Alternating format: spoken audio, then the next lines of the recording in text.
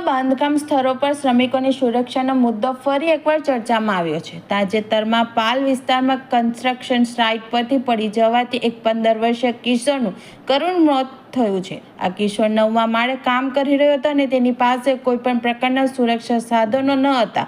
સુરક્ષા સાધનો વિના જ ઊંચાઈ પર કામ કરતો હતો। આ ઘટના બાદ મૃતક કિશોરના મૃતદેહને તાત્કાલિક પોસ્ટમોર્ટમ અને અન્ય કાયદાકીય પ્રક્રિયાઓ માટે સિવિલ હોસ્પિટલ ખસેડવામાં આવ્યો હતો।